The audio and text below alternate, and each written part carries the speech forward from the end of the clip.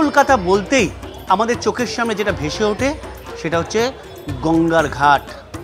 আর সেই ঘাটগুলো আজকে প্রায় অবলুপ্তির পথে। কিছু ঘাট বেঁচে রয়েছে আর কিছু ঘাট জলে ভেসে গিয়েছে, ভাঙন ধরে গিয়েছে।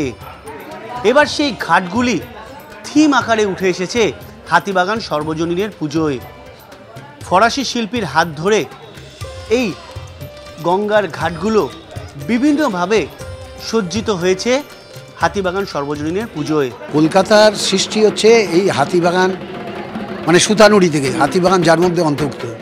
তো সুতানুটিকে কেন্দ্র করে আগেকার দিনে তো জল পরিবহনই মানুষের পরিবহন ব্যবস্থা, যোগাযোগ ব্যবস্থার একমাত্র মাধ্যম ছিল জল পরিবহন।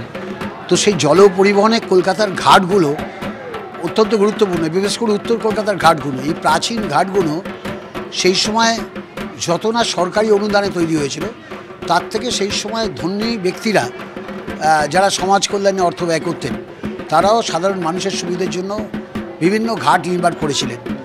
একদম কাশীপুরের প্রান্ত থেকে কলকাতার যে সূচনা, সেখান থেকে আপ টু প্রিন্সেপ ঘাট পর্যন্ত অসংখ্য ঘাট আছে।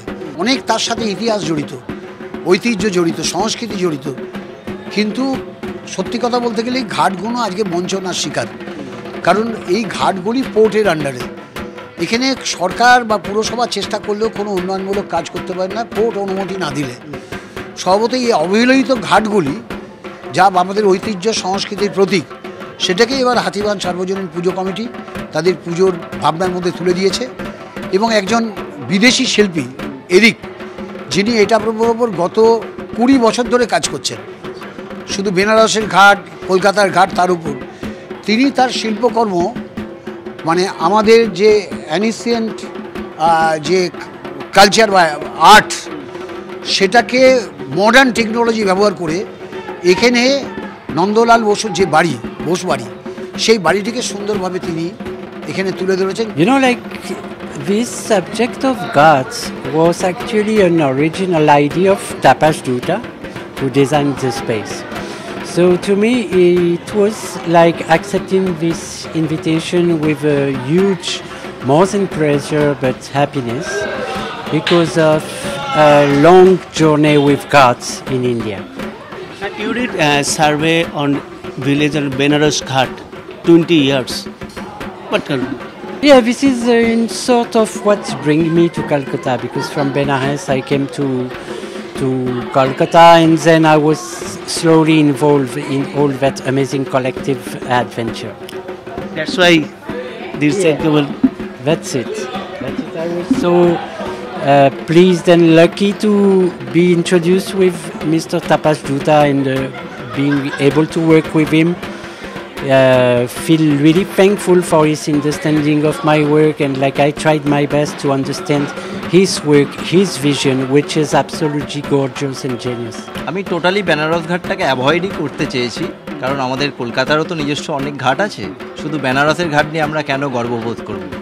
কলকাতার ঘাটগুলো এক একটা 150 বছর 200 বছর পুরনো, তাদের নিজস্ব স্ট্রাকচারাল বৈশিষ্ট্য আছে, তাদের একটা ইতিহাস আছে, তাদের সৌন্দর্য আছে। তো বাঙালিদের তো গর্ব করার জায়গা আছে, তাহলে আমি কেন বেনারস ঘাট করতে যাব?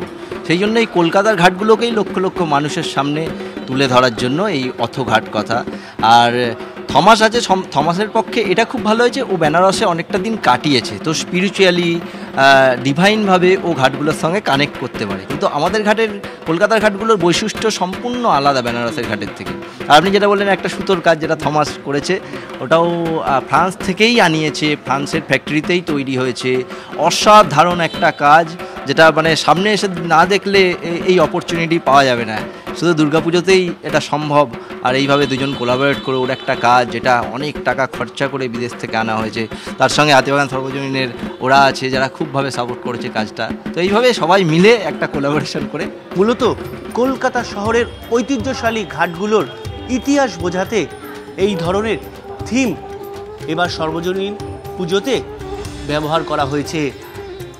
মণ্ডপের সঙ্গে সাজুজ্য রেখে প্রতিমা তৈরি করা হয়েছে, একই সঙ্গে মণ্ডপের ভেতর তৈরি করা হয়েছে গঙ্গার ঘাট, এবং সেই গঙ্গার ঘাটগুলোতে কলসি, বালতি এবং পুরনো কলকাতায় গঙ্গার ঘাটগুলো স্নানের হোক বা আনুষঙ্গিকভাবে ব্যবহার করা হতো যে কারণে সেই সব কিছুই রাখা হয়েছে এই মণ্ডপ সজ্জায়।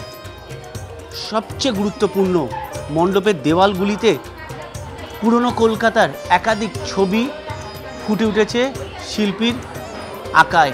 সেইগুলো দেখতেই দর্শনার্থীদের আসতেই হবে, দাবি করছেন পুজো উদ্যোক্তারা। ক্যামেরায় পিকু দাসের সঙ্গে সায়ন্ত ভট্টাচার্য, টিভি9 বাংলা, কলকাতা।